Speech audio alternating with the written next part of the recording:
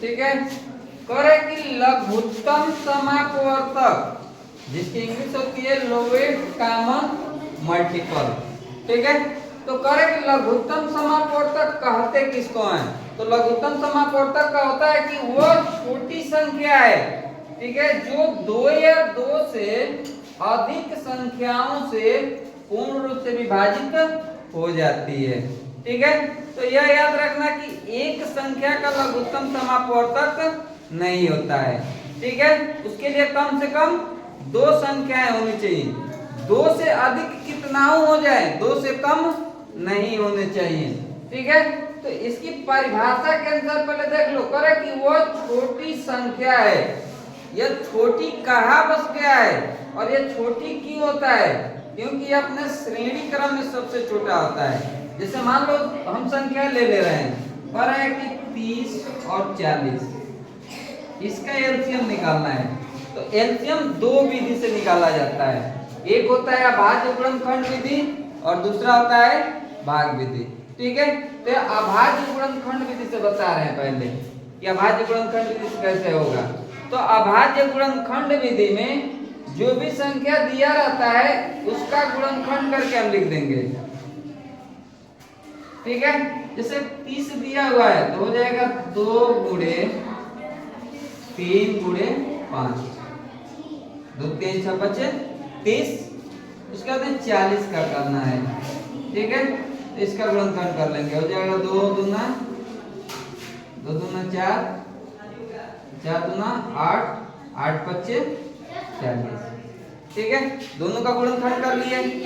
दोनों का गुणनखंड करने के बाद में जब हम एलसीएम निकालने जाएंगे, जिसको इंग्लिश में शॉर्ट फॉर्म में एलसीएम लिखते हैं और हिंदी में लॉगम, ठीक है, या केवल लॉसो लिख दिया जाता है, यह होता है। ठीक है, तो जब लघुत्तम निकालने के लिए जा रहे हैं, एलसीएम निकालने के लिए जा रहे हैं, तो हमको ध्यान किस किस चीज पे देना है? ठीक है, तो सबसे पहले हम देखते हैं कि फैक्टर की संख्या लिख लिया जाता है। जो गुणनखंड करने की संख्या होती है उसको लिख लिया जाता है। ठीक है, जैसे सबसे पहली संख्या हो जाएगी 2, 2 के बाद में आएगा 3, 3 के बाद में 5, 5 के बाद में 7, 7 के बाद में 11, 11 के बाद में 13, 13 के बाद में 17, 17 के बाद में 19, 86। ऐसा समझ में, यानी अभाज्य संख्या रहेगा। तो जब इसको लिखने के लिए जा रहे हो, एलसीएम निकालने के लिए जा रहे हैं, तो सबसे पहले इसमें देखेंगे कि कौन सी संख्या है। ठीक है, तो कौन सी संख्या दिखाई दे रही है? 2। अब 2 इसमें ढूंढोगे। जब 2 ढूंढेंगे तो इसको ध्यान दीजिए कि करना क्या रहता है।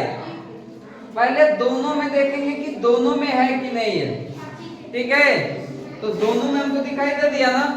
अगर जो दोनों में दिया हुआ है, ठीक है, अगर जो दोनों में दिया हुआ है तो हम यह देखेंगे कि किसमें अधिक है समझ में।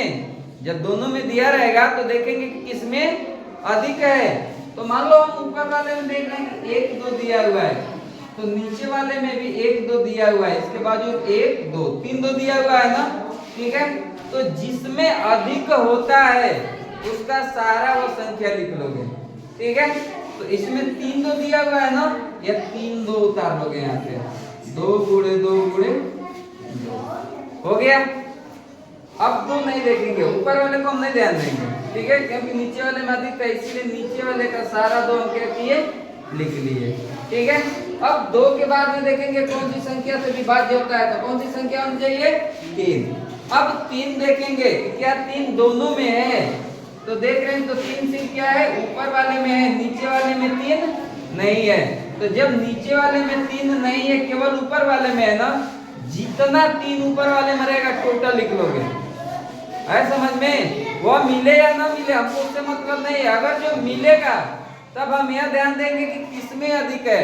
ठीक है, अगर जो नहीं मिल रहा है ना, सिर्फ 1 में दिया हुआ है, तो जितना दिया है टोटल लिख लेंगे। ठीक है, तो मान लो इसमें 1 मिल रहा है केवल, ठीक है, इसका 3 लिख लोगे। 3 के बाद में कौन सी संख्या चाहिए? 5। अब 5 जोड़ेंगे तो इसमें भी 5 है, नीचे वाले में भी 5 है, दोनों में क्या है? बराबर है तो किसी एक का 5 लिख लोगे, गुणे में हो जाएगा 5, ठीक है, बराबर।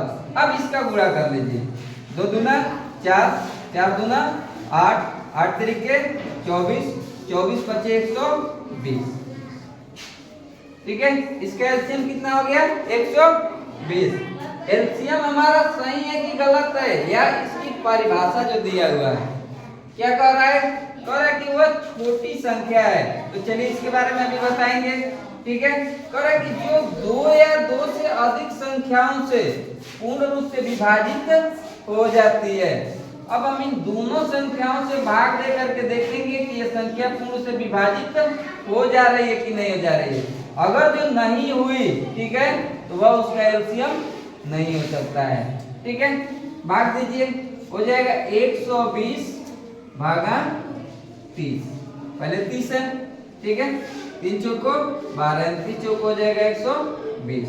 शून्य में से शून्य जाएगा तो कुछ नहीं बचा, 2 में से 2 जाएगा तो कुछ नहीं बचेगा, 1 में से 1 जाएगा तो कुछ नहीं बचेगा। पूर्ण से विभाजित हो गए 30 से। दूसरी संख्या ले लीजिए, हो जाएगा 120 भागा 40, ठीक है, 4 तिहाई 12 यानी 40 तिहाई हो जाएगा 120। शून्य में से शून्य जाएगा कुछ नहीं बचा, 2 में से 2 जाएगा कुछ नहीं बचेगा, 1 में से 1 जाएगा तो कुछ नहीं बचेगा। दोनों संख्याओं से पूर्ण से विभाजित हो गया, ठीक है, यानी जब दोनों संख्याओं से पूर्ण से विभाजित हो जाएगा तो वह संख्या उसका एलसीएम होगा। अब इसमें कहा था कि वह छोटी संख्या है, यह कहा था ना, तो यह सिर्फ अपने श्रेणी क्रम में छोटा रहता है तब ऐसा बोला जाता है, ठीक है।